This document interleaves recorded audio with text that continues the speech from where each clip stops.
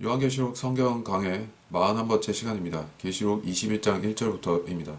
요한계시록 강의가 이제 많이 남지 않았는데 제가 예전에 글로 요한계시록을 강의를 했었고 영상 강의도 몇 차례 했었지만 제가 반복할 때마다 느끼는 점은 성경은 해석하고 또 해석해도 계속해서 이야기할 부분이 남아있다는 것입니다. 매번의 강의를 통해서 강조하는 부분들이 다르고 메시지가 틀려지는 것입니다. 물론 깊이 자체도 차이가 생깁니다.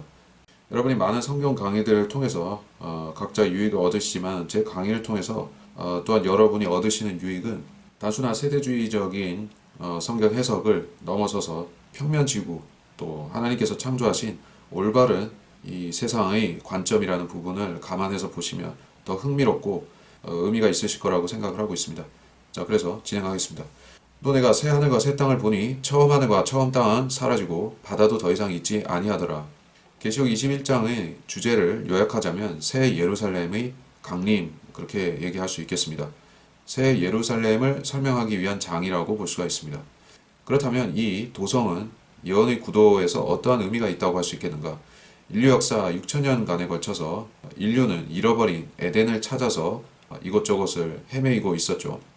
어떻게 보면 인류의 역사라는 것은 에덴으로 돌아가는 여정이다 라고 이야기할 수가 있겠습니다. 그래서 6천년의 그러한 방황의 시기가 끝나고 천년왕국이 찾아오게 되는데, 물론 천년왕국이 오기 전에 대환란이 7년의 대환란이 잠깐 있지만 어쨌든 천년왕국이 왔습니다. 그렇다면 그 천년왕국은 영원한 낙원인가?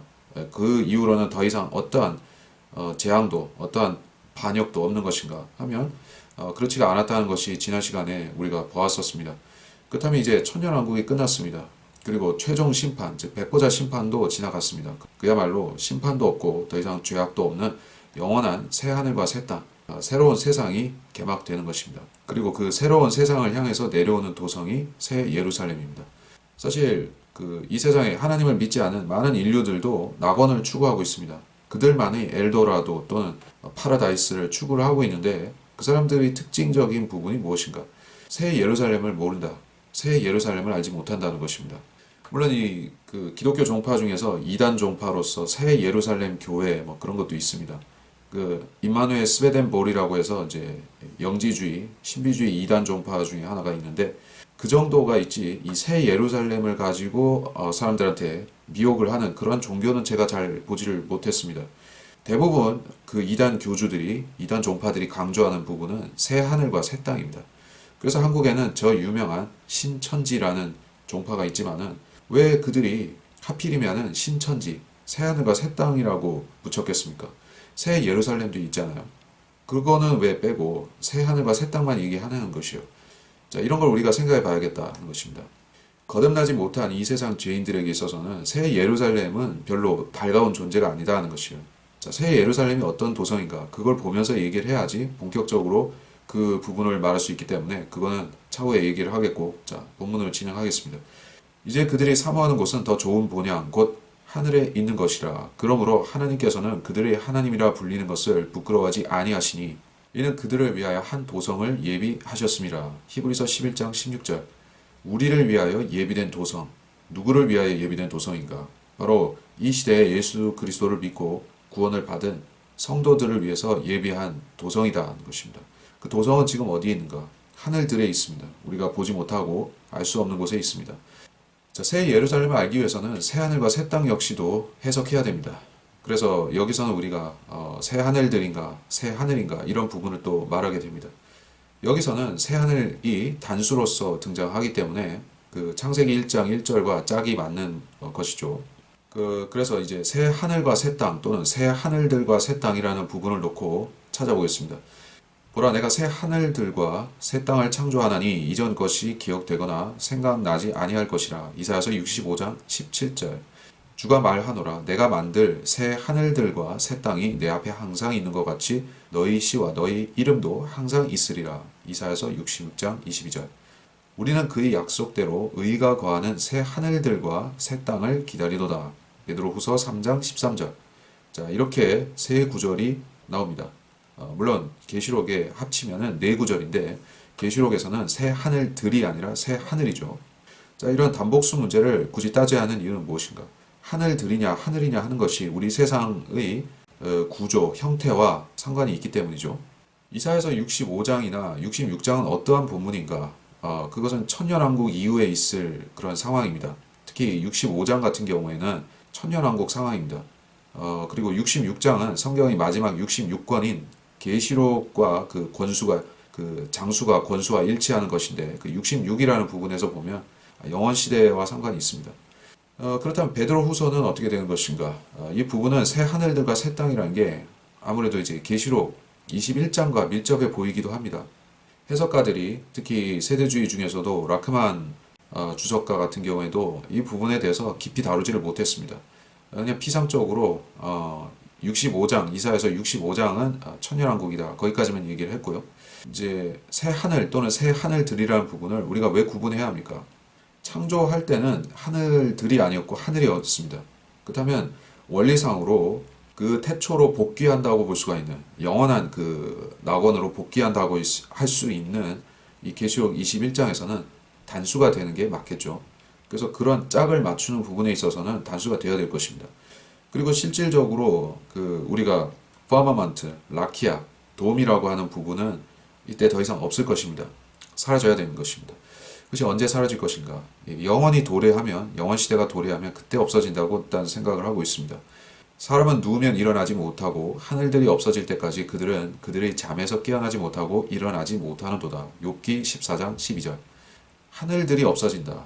예, 현재의 하늘들이 없어진다라고 욥기에서 벌써 이야기를 하고 있는데 아다시피 이제 욥기는 성경에서 가장 오래된 책입니다. 그러니까 우리한테 가장 그 창조의 지식에 있어서는 오래된 부분을 전해주고 있다. 거기에서 이 하늘들이 차후에 없어진다라고 말을 하고 있습니다. 그리고 추가적으로 여기서 그들이 잠에서 깨어나지 못하고 있다라는 것은 실제로 잠을 잔다는 것이 아니라 인류가 그 무덤 속에 몸이 있고 그리고 이제 그들의 혼은 지옥 아니면 낙원에 있는 것을 얘기하는 것이죠. 그래서 모든 인류가 부활하는 그 최종 부활이 언제입니까? 또는 최종 심판이 언제입니까? 계시록 20장에 보았던 큰 백보자 심판이죠. 그러니까 큰 백보자 심판을 계기로 해서 그 사건을 기점으로 해서 하늘들이 사라진다. 그래서 현재의 세상의 구도가 태초로 돌아간다는 것입니다. 그래서 그때 인류가 아무것도 없는 공간, nothing이라고 할 수 있는 그런 공간 속에 서서 하나님의 심판을 받는 것이죠. 그리고 이제 새로운 새 하늘과 새 땅이 도래했습니다. 라키아, 창공이 없어졌습니다. 더 이상 덮개가 없는 것이요. 그렇다면 새로운 세상에서의 새 하늘은 단순히 하나만 존재할까요? 진짜로 하나만 존재할까요? 아니면 그 앞서 우리가 살펴봤던 이사야서와 베드로 후서에 나오는 바와 같이 새 하늘들이라는 것도 뭘까요?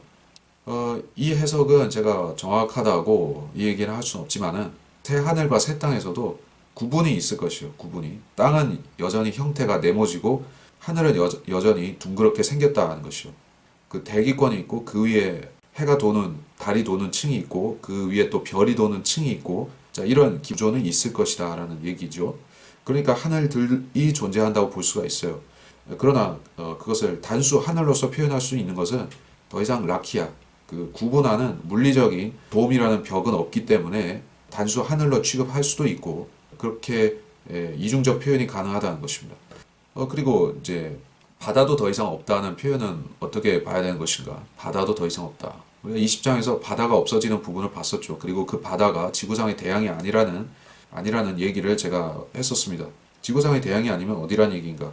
하늘들 위에 있는 물층, 또 우리 땅 밑에 있는 물층, 그 윗물, 아랫물이라고 하는 그 부분이 이제 없다는 얘기예요.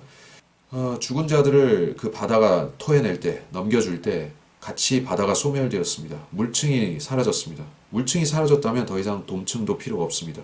그 모든 그 안에 있던 존재들과 함께 물들이 사라졌습니다. 지구상의 대양이 계속 존속할 것인가? 그것은 뭐 확신할 수는 없지만 존재할 수도 있습니다. 왜냐하면 창세기 1장 20절에서 22절 사이에 보면 하나님이 바다 생물들 창조하시고 물고기들과 고래들과 그런 것들을 만드실 때 하나님께서 그것이 좋았더라. 하나님께서 그것이 좋았더라라고 말씀하신 것입니다. 복을 주셨던 것입니다. 그래서 이 외부 세계에 존재하는 현재도 존재하는 그 물층이라는 것은 간격 이론상에서는 심판의 결과로 보지만 그게 설령 심판의 결과를 할지라도 지구상의 대양, 대서양, 태평양, 인도양 이런 바다들 자체가 하나님의 어떤 심판의 의미는 아니라고 보는 것입니다. 왜냐하면 그 바다는 하나님께서 그 생물들과 함께 축복하신 장소이기 때문에 영원 시대라고 해서 그 바다들이 소멸될 것은 아닌 것 같습니다. 2절 보겠습니다. 나 요한은 거룩한 도성 새 예루살렘이 하나님께로부터 하늘에서 내려오는 것을 보았는데 마치 신부가 자기 남편을 위하여 단장한 것 같이 예비되었더라. 자, 새 하늘과 새 땅이 있었고 이제 그 중에서 백미라고 할 수 있는 핵심이라고 할 수 있는 존재가 내려옵니다. 그것이 새 예루살렘인 것입니다. 물론 이때 새 예루살렘이 새로 창조된 것이 아니라 그 전에 준비가 되어 있었던 것입니다. 아마 지금도 있을 것이요. 그 도성은 하늘들 어딘가에 지금도 있습니다. 다만 우리가 보지는 못할 뿐입니다. 어떤 이제 수십 년 전에 그 유치한 얘기지만은 과학자들이 우주 어딘가에서 하늘 도성을 찾았다. 날아다니는 도시, 에스카플론에 나오는 그런 그 움직이는 도시 그런 걸 찾았다는 식의 그 뉴스가 나왔었죠. 물론 저는 그게 조작이라고 보고 많은 사람들이 조작이라고 하지만은 사람들이 그 존재하지 않는 우주에서 하늘나라 찾겠다고 하는 것 자체가 우스운 일이지만은 하늘나라 자체가 우리가 볼 수 없는 곳에 있습니다. 우리는 그 소위 돔으로 인해서 완전히 막혀 있는 내부 세계에서 살고 있기 때문에 enclosed world, 내부 폐쇄된 세계 공간에서 살고 있기 때문에 하늘나라를 우리가 뚫고 볼 수가 없는 것이요. 오픈 스페이스라고 하면 우주가 유니버스, 오픈 스페이스라고 하면 잘하면 볼 수도 있겠다 하는 것이죠. 그래서 사람들 가지고 그 페이크로 속인 것인데 하여튼 그런 유치한 얘기들이 그리스도인들을 미혹하기 위해서 나왔습니다. 근데 지금도 사람들은 우주 어딘가에 어떤 이제 안드로메다 같은 곳에 하늘나라가 있다는 그런 생각도 많은 사람들이 하는 것입니다. 그러나 우주는 없습니다. 그리고 새 예루살렘은 분명히 셋째 하늘 또는 이제 둘째 하늘 사이에 존재하고 있는 것입니다. 그러나 우리는 볼 수 없습니다. 그러나 기록된 바와 같으니 하나님께서 자기를 사랑하는 자들을 위하여 예비하신 것들은 눈으로 보지도 못하였고 귀로 듣지도 못하였으며 인간의 마음속에 들어온 적도 없었느니라 한 것이라. 고린도전서 2장 9절. 그리스도인들을 위해서 하나님께서 예비하신 선물, 깜짝 선물이라고 할 수 있는 것이 바로 이 아버지 집에 있는 많은 저택들, 그 저택들을 포괄하고 있는 새 예루살렘의 도성인 것입니다. 그 도성이 주님 당시에 이미 있었다는 사실을 이제 주님 자신이 요한복음 14장 2절에서 증언하고 계신 것입니다. 그때 이미 저택들이 있었어요. 물론 여러분은 하늘나라, 셋째 하늘 자체도 에덴 같은 그런 환경과 저택들과 뭐 숲들과 그런 게 있지 않겠는가 생각합니다. 물론 저도 그런 생각을 할 수 있지만은 여기서 이제 예수님께서 직접적으로 가리키셨죠. 저택들이라고 하셨어. 또 집이라고 하셨어요. 사람들이 전원주택을 생각할 수도 있습니다. 그러나 여기서 저택들은 제가 봤을 때는 새 예루살렘을 가리키고 있는 것입니다. 우리가 새 하늘과 새 땅 시대에 가서 새 예루살렘에 들어가서 살게 될 텐데 그때 우리는 이제 그 도성이 이 지상에서 보던 어떠한 도성과도 뉴욕이나 서울이나 런던이나 로마나 그 어떤 도성보다도 실질적으로 거대할 뿐더러 구조도 완전히 다르다는 것을 알게 되는 것입니다.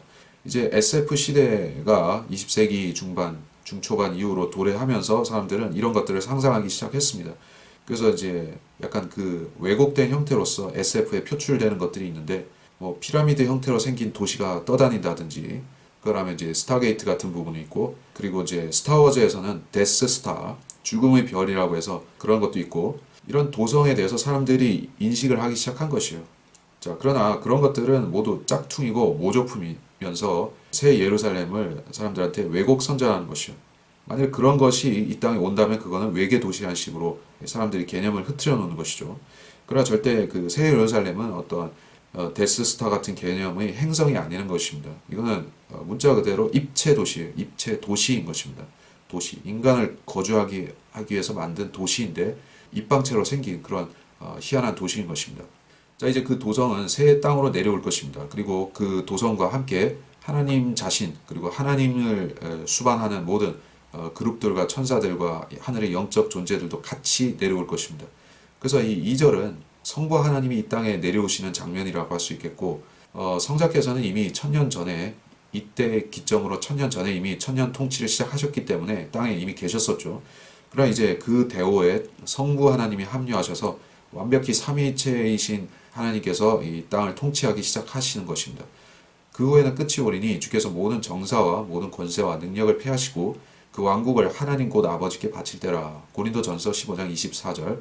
만물이 그분께 복종할 때 그때 아들 자신도 만물을 자기에게 복종케 하신 그분께 복종하시리니 이는 하나님께서 만물 안에서 모든 것이 되시려 하심이라. 고린도전서 15장 28절. 자, 이 고린도전서 15장의 내용이 좀 중요한 게 있습니다. 천년왕국이 영원시대로 넘어가면서 어떠한 변화가 있는가 하는 그걸 간추려서 얘기를 했습니다. 성경에서의 대결론이 천년왕국을 넘어서서 영원시대라는 부분입니다. 그래서 영원시대에 가면 예수님의 통치를 넘어서서 하나님과 예수님의 공동 통치가, 물론 성령까지 포괄하면 삼위일체의 통치가 되는 것입니다.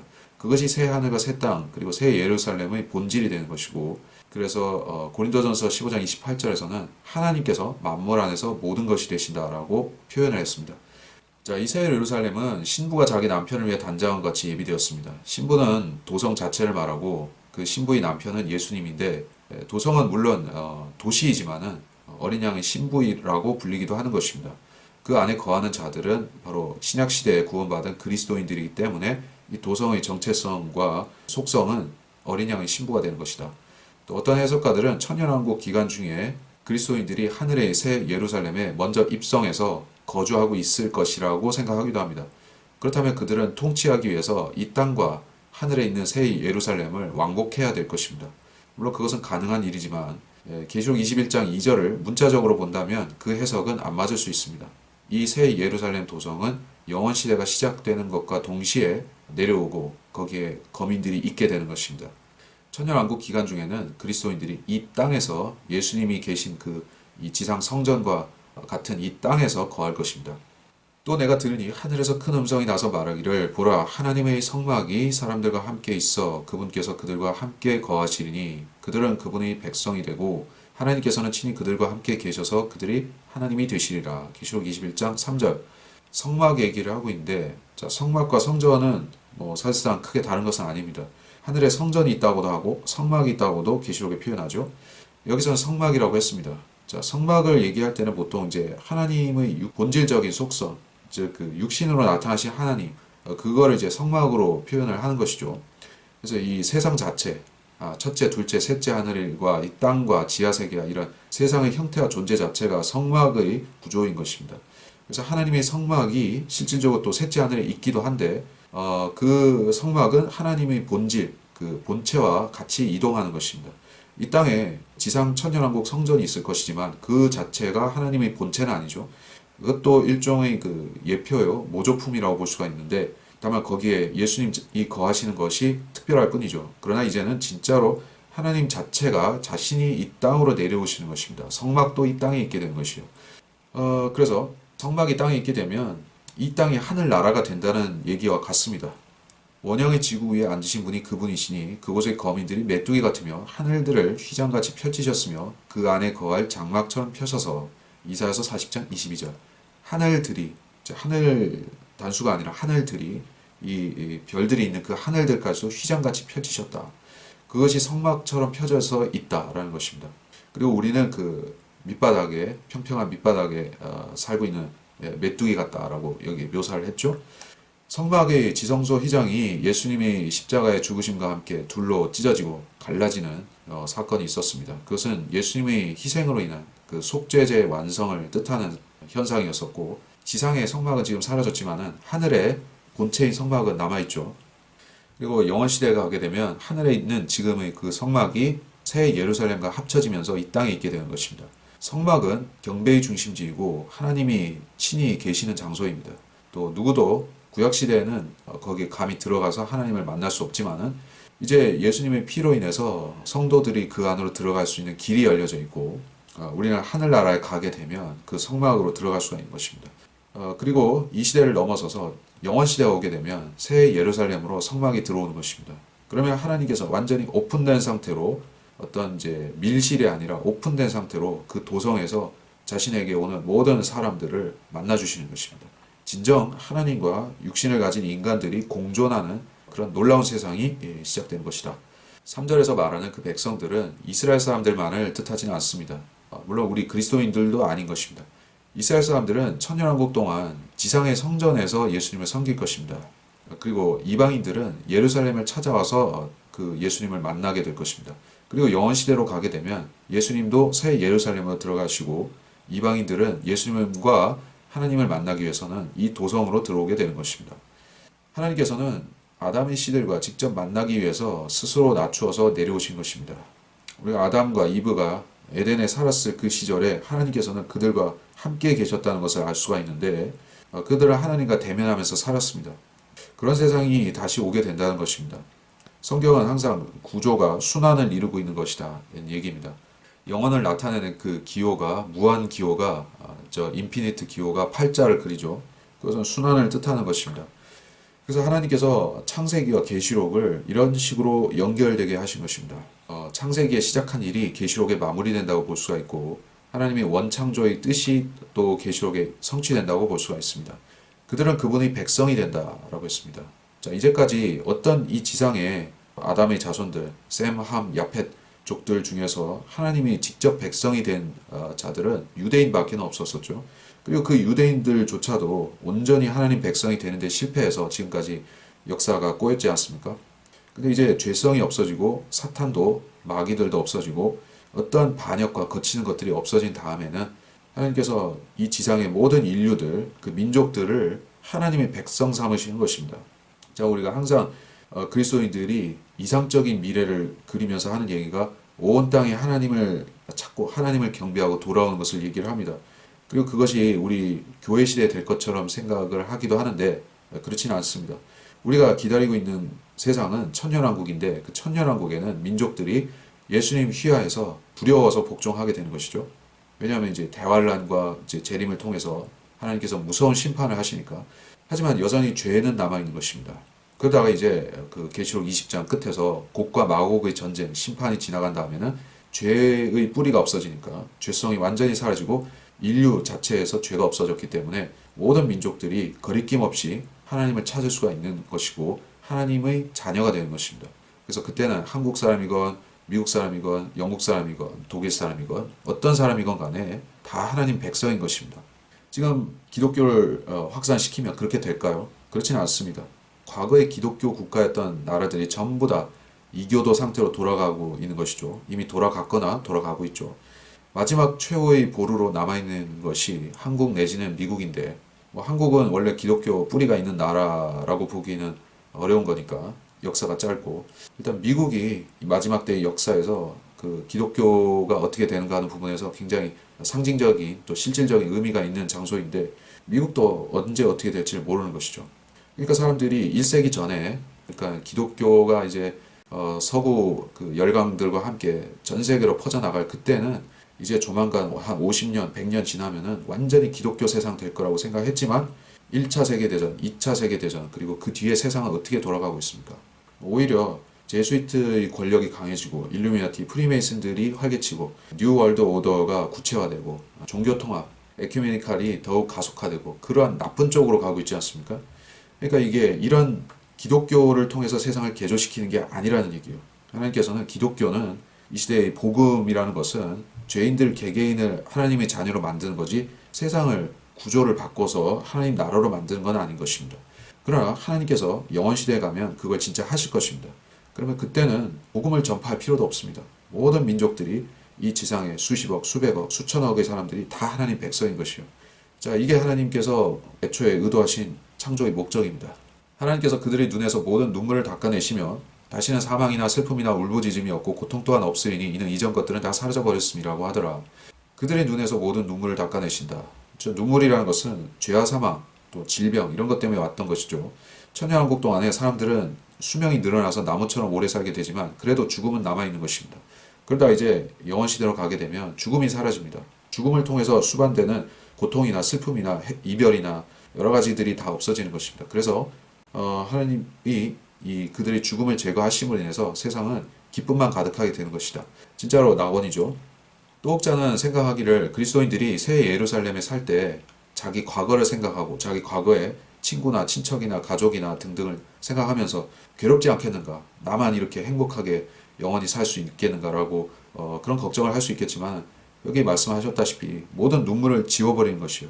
눈물과 함께 과거의 나쁜 기억들도 날아가는 것입니다. 그게 낙원이고 그게 천국인 것입니다.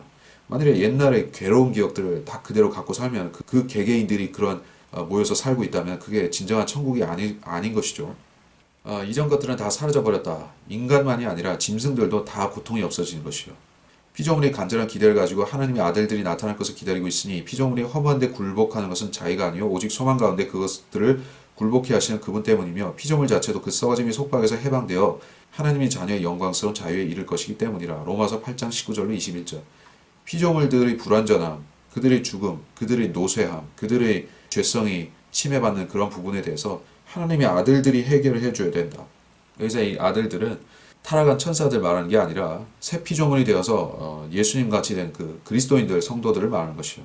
그들이 나타날 때, 즉 천년왕국에 나타날 때, 또 그들이 영원 시대에 다시 나타날 때, 이 세상은 낙원이 되는 것입니다. 썩어짐의 속박에서 이 세상의 모든 것들이 해방되어야지 하나님의 구속 역사가 완결되는 것입니다. 생태계의 질서까지도 예수 그리스도의 피의 능력으로 온전히 회복되는 것입니다. 인간의 힘으로, 인간의 의지로 또는 기술과 과학의 힘으로 이 생태계를 완벽하게 소위 말해서 그들이 생각하는 과거의 완벽한 상태로 돌릴 수 있을까요? 전혀 그것은 되지 않습니다. 인간에 의해서 환경이 파괴되는 부분도 있지만 하나님께서 이 마지막 때에 생태계와 환경이 많이 무너지고 파괴되고 여러 가지 그 호주 산불이라든지 괴 질환들이라든지 등등이 번지도록 허용하시는 부분은 왜 그렇겠습니까? 물론 어떤 그 악한 자들의 세력들이 개입해서 하는 부분도 있지만 하나님께서 어쨌든 그것을 왜 허용하시는가? 인류에게 깨우쳐 주시기 위해서 그렇게 하는 것입니다. 자, 이 세상은 그리스도인들이 100만 명, 1000만 명, 1억 명, 10억 명 된다고 해서 더 나아지는 것은 없습니다. 근본적으로 세상은 세상인 것이요. 이 세상의 끝은 결국에 정해져 있다시피 불못으로 귀결되는 것입니다. 구원받지 못한 자들은 다 불못으로 들어가는 것입니다. 그런 세상을 우리가 회복시키기 위해서 사는 것이 아니라 우리는 천하보다 귀하다고 했던 이 세상 자체보다도 값어치 있는 죄인들의 혼들을 이겨서 하나님의 자녀 삼는 그 일을 해야 되는 것입니다. 그것이 복음입니다. 또 보좌에 앉으신 분이 말씀하시기를 보라 내가 만물을 새롭게 만드노라 하시고 내게 말씀하시기를 이 말씀들은 참되고 신실하니 기록하라 하시고 계시록 21장 5절.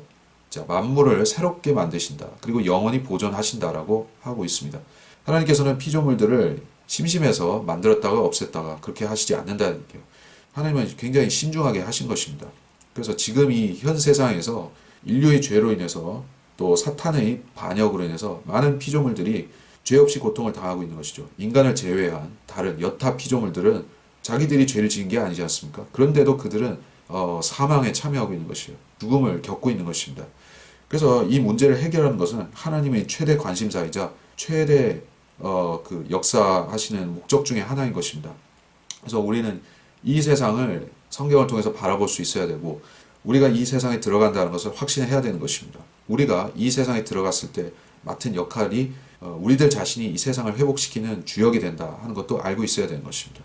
죽을 수밖에 없는 현재의 인류는 이생의 삶에 모든 소망을 걸고 살다가 죽으려고 하지만 그러나 복음이 알려주는 사실은 죄와 사망이 없어지는 영원한 새로운 세상이 기다리고 있다는 것입니다. 우리는 그 세상을 성경을 통해서 또 계시록을 통해서 바라보면서 살 줄 알아야 되는 것입니다. 그리고 우리가 그 세상에 동참할 자로서 거기에 들어갈 동지들을 구하면서 살아야 되는 것입니다.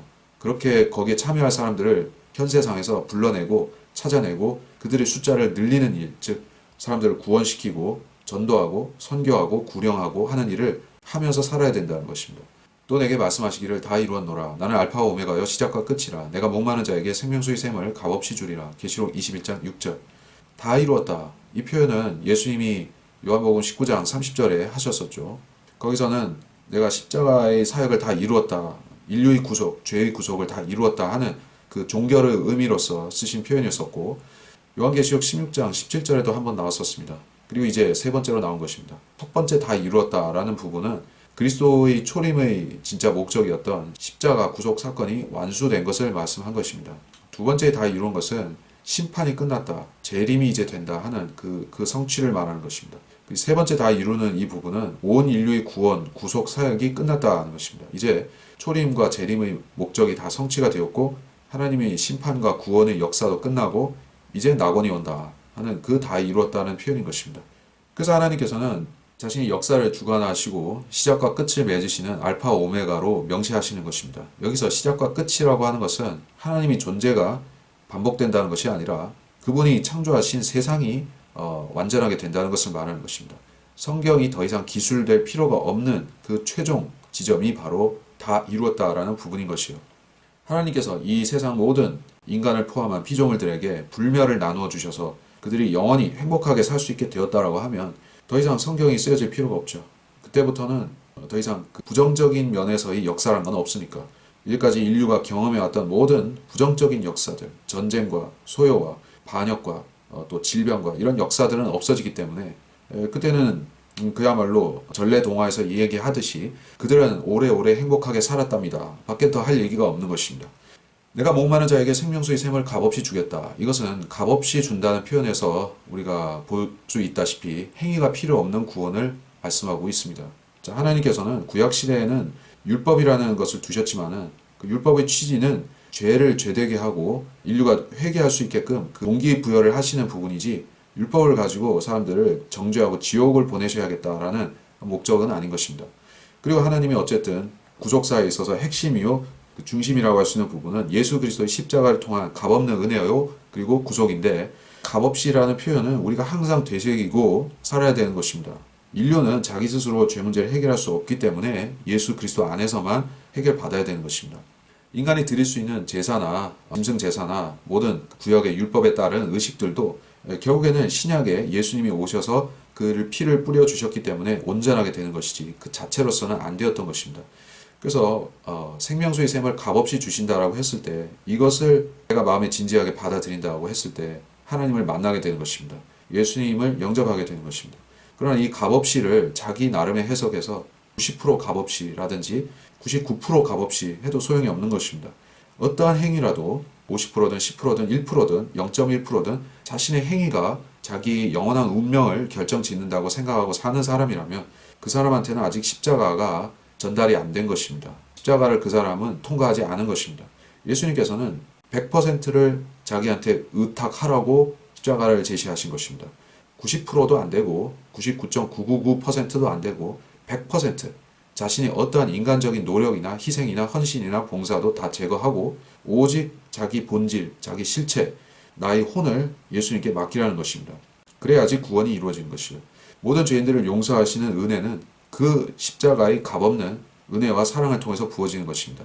자, 예수님의 이 십자가 은혜는 행위를 통해서 어떠한 인간의 선행을 통해서 부어지지 않습니다. 물론 돈은 전혀 무용하고 종교단체에 소속되어서 하는 어떤 행위도 무용합니다. 오직 여러분이 개별적으로 자기 자아를 십자가 앞에 내어놓고 그 십자가 앞에서 자기 자아를 투영해서 거기 있는 죄들을 직시하고 그 죄를 그대로 맡겨야 되는 것입니다. 여러분의 자아는 죄덩어리이기 때문에 죄 자체이기 때문에 십자가 앞에 나아가면 자기가 죄인임을 모르는 사람은 없다고 할 수 있습니다. 양심의 화인을 맞은 사람도 십자가 앞에서는 죄가 드러나는 것입니다. 그래서 어떠한 죄인도 예수 그리스도의 십자가 앞에서는 회개밖에는 답이 없다는 것이요. 회개를 안 하겠다고 하면 결국에 자기 행위를 일부 의지하게 되는 것입니다. 그것이 심지어 성경을 믿는, 성경을 많이 읽은 또는 공부한, 또 교회를 다니고 있는 그러한 여러 가지 명분과 빌미들이라 할지라도 소용없습니다. 그 십자가를 통해서 부어주시는 풍성한 사랑과 자비와 은혜라는 것은 오직 자신을 100% 십자가에 의탁한 사람한테만 주어지는 것입니다. 행위는 안 되는 것입니다. 자, 행위로서 구원을 이루려고 하는 사람들은 어떤 비참한 결과로 가게 되는 것인가? 그들의 포도나무는 소돔의 포도나무요 고모라의 들에서 나온 것이라. 그들의 포도는 쓸개 포도니 그 송이들은 쓰며 그들의 포도주는 용의 독이요 독사들이 지독한 독이라. 신명기 32장 32절로 33절. 여기서 카톨릭과 그 아류 종교들의 본질이 드러납니다. 그들은 행위로 구원을 얻으려고 혈안이 되어 있는데 그 하필이면 수단이 피를 마시는 것입니다. 진짜 피를 마시지는 않지만 가짜 피, 그들이 피라고 주장하는 그 포도주를 마시는 것입니다. 그걸 마시고 영생을 얻겠다고 하는데 그거는 오랜 역사를 가진 이교의 전통에서 나온 것이기도 하고 왜 하필이면 피냐? 피가 사람의 생명이 들어있는 그 본질이기 때문에 그걸 마시면 생명이 온다고 생각하는 것입니다. 물론 그것은 영적인 원리이기 때문에 영적으로 받아들여야 되는 것이요.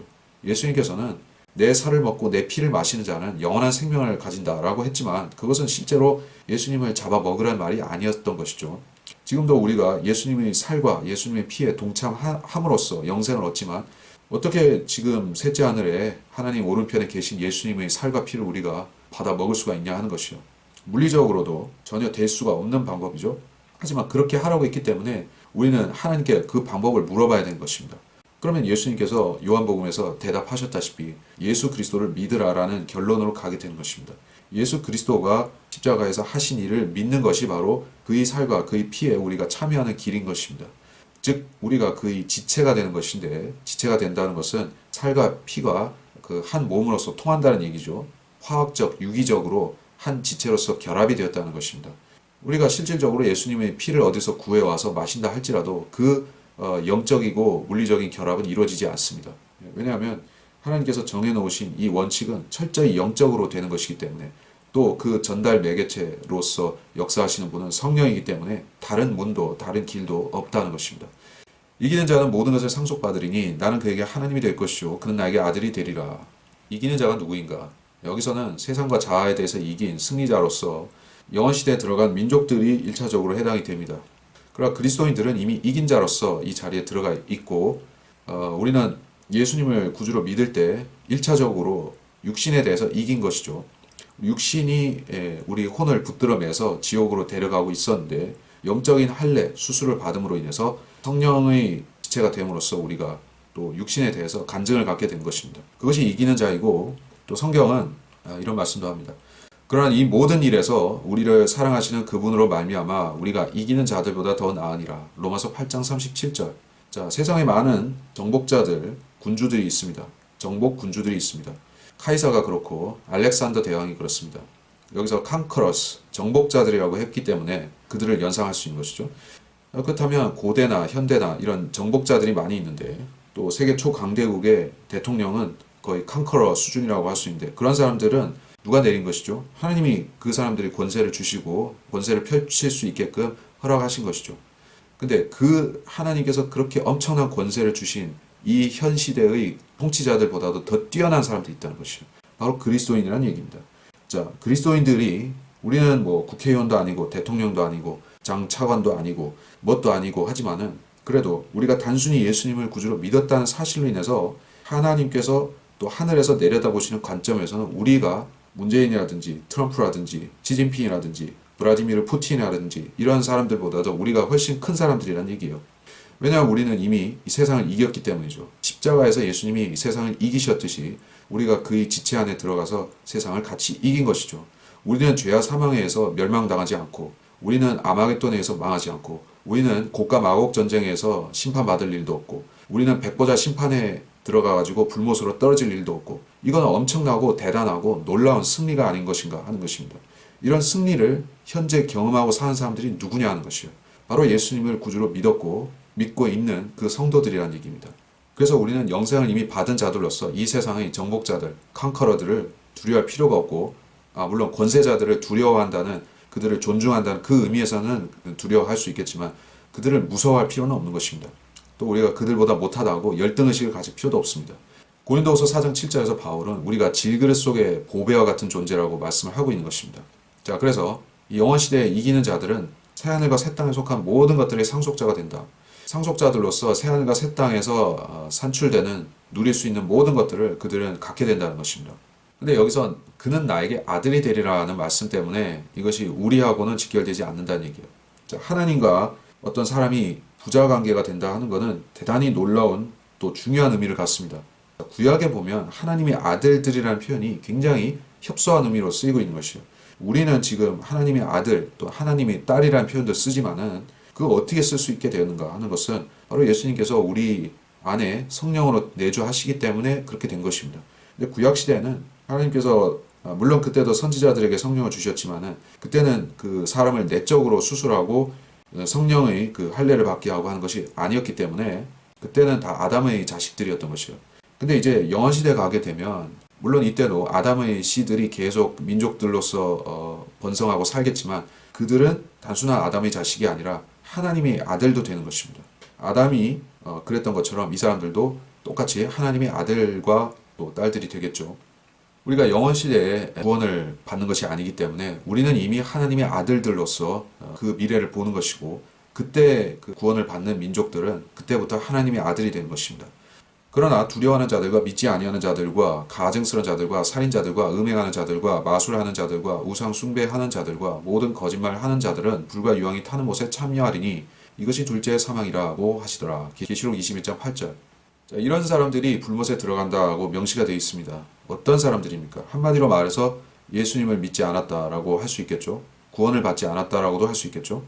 이렇게 말하면 쉽지만 왜 세분화시켜서 얘기를 했을까요? 간단히 그냥 구원받지 못한 죄인들이라고 할 수 있는데 우리는 지금 그렇습니다. 이런 죄들을 짓는 사람도 있고 짓지 않는 사람도 있습니다. 또 일부 짓는 사람도 있고 많이 짓는 사람도 있습니다. 세상 죄인들이라고 해서 다 이렇게 사는 건 아니죠. 다 살인하고 다 우상 숭배하고 물론 이제 그 우상 숭배라는 게 뭐 여러 가지 의미가 될 수 있겠지만은 뭐 다 살인하고 다 음행하고 살지는 않는다는 얘기요. 구원받지 못한 불교도나 구원받지 못한 모슬렘들 중에서도 살인 안 하고 음행 안 하고 사는 사람들 많지 않습니까? 근데 왜 이렇게 하나님께서 규정을 하셨냐는 것이요. 자, 그 순서를 먼저 봐야 되겠죠. 그래서 두려워하는 자들이 처음으로 등장했습니다. 무엇을 두려워하는가? 이것이 인간의 인생을 결정하고 운명을 좌우하는 하나의 단초가 된다고 말할 수 있겠습니다. 여러분이 두려워하는 것이 여러분의 신인 것입니다. 여러분이 만일에 자기 배 고른 것을 두려워한다면, 배 굽는 것을 두려워한다면 여러분의 배가 자기 신이 되는 것이에요. 여러분이 그 어떤 교수를 신처럼 모실 수도 있죠. 여러분이 어떤 그 학자를 그렇게 할 수도 있습니다. 심지어 그 기독교인 중에서 신학자를 그렇게 자신의 신처럼 할 수도 있습니다. 각자 자기 우상들이 있는 것이에요. 그러니까 여기서 두려워하는 것과 그 뒤에 나오는 우상 숭배는 본질적으로 다른 게 아닙니다. 어쨌든 그 사람이 두려워하는 존재가 그 사람의 본질을 보여주는 것입니다. 근데 그리스도인들은 새 피조물이죠. 그리고 이 세상과 영적으로 분리가 되었죠. 그렇다면 그들은 이제 하나님만 두려워해야 되는 것입니다. 여러분이 주변에서 그리스도인들이 하고 다니는 말이라든지 행동을 보면 알 수가 있습니다. 하나님을 두려워하는 사람들은 세상에 대해서 세상을 이용하려고 하지, 즉 하나님이 어떤 목적을 위해서 세상을 사용하고 이용하는 것이지 세상에 질질 끌려다니지 않는 것입니다. 세상을 사용하는 것과 끌려다니는 것이 차이가 있다는 얘기예요. 물론 구원받지 않은 사람들은 100% 세상을 두려워하고 사람들을 두려워하는 것입니다. 그래서 주님 당시에도 많은 바리새인들이 예수님을 믿고 싶었지만 구주라고 믿고 싶었지만은 세상의 눈초리가 두려워서 안 믿었던 것이죠. 안 믿게 되면 그 사람들은 어떻게 되었습니까? 지옥에 가는 것이죠. 그래서 그 다음에 믿지 아니한 자들이 등장하는 것입니다. 두려워하는 자들, 세상을 두려워하는 자들은 믿음을 가질 수가 없습니다. 그리고 세 번째로 가증스러운 자들, 살인자들이 나옵니다. 자, 이제 세상과 친구된 사람들이 할 일이 뭐가 있습니까? 세상이 여러분에게 알려주는 지식과 교훈과 영적인 것이 뭐가 있습니까? 세상을 즐기고 사는 것밖에 더 없죠. 남보다 좀 더 즐기고 살다가 죽는 것밖에 없습니다. 그래서 가증스러운 자들과 살인자들과 음행하는 자들, 심지어 마술하는 자들이 나오는 것입니다. 마술이라는 것은 독특한 죄이긴 합니다. 모든 사람들이 연루되는 죄는 아닙니다. 그러나 이제 주님께서 사울에게 불순종하는 것은 마법하는 것과 같다라는 말씀을 하셨던 것입니다. 이 마법이라는 것은 하나님께 불순종하는 인간의 지혜 중에서도 굉장히 사탄적인 부분인데 이 마법이라는 것 자체는 점쟁이나 뭐 마술사들이나 그런 사람들이 하는 직접적인 마술이 있고 또 사람이 그 자기 생각 속에 우상을 세워두고 그것을 마치 부적처럼 그것을 마치 어떤 이제 신주단지처럼 모시고 사는 그 신념의 마법도 있는 것입니다. 공산주의가 대표적인 사례라고 할 수 있겠는데 공산주의자들은 모두 다 마음속에 마법을 하나씩 품고 있는 것이에요. 그 마법이 뭐냐면은 마치 이 공산주의라는 신념은 하수분처럼 뭐가 돈이 계속 나온다든지 아니면 무에서 유를 창조하는 식으로 생각하는 것이요. 그 생각을 연장선상으로 해서 그 공산주의 신념이 하나의 물리적인 형체로 화하는 것이 바로 수령이라는 존재가 되겠죠. 뭐 스탈린이라든지 김일성 같은 존재. 그러니까 그들은 그 존재에다가 마법을 거는 것이에요. 그것은 마치 구약시대에 바알을 숭배하던 것과 똑같은 것입니다. 하나님을 두려워하는 사람은 세상을 두려워하지 않는다고 했었고 두려워하기 때문에 이런 일들에 쭉 빠진 것입니다. 자, 계시록 9장 21절에서도 자기들의 살인과 마술과 음행과 도둑질을 회개하지 않는 것을 책망했었습니다. 자, 순서상 맨 마지막에 있는 것도 중요한데 모든 지옥에 가는 저주받은 죄인들은 그들의 시작은 두려워함으로 출발해서 끝은 거짓말쟁이로 끝나는 것입니다. 거짓말쟁이. 이것이 영적 원리에 속하는 것인데 어떠한 사람이 하나님 대신에 세상을 두려워하기 시작하면 각종 죄들에 빠지죠. 그리고 그 각종 죄들에 빠진 그 사람은 변명거리를 만들게 됩니다. 아주 위선적이고 추악한 변명들을 지어내기 시작하는 것이죠. 그래서 죄의 시작은 두려워하며 그 끝은 위선적인 변명, 거짓말인 것입니다. 자, 이번 시간 여기서 마치고 새 예루살렘에 대한 본격적인 내용은 다음 시간에 보도록 하겠습니다.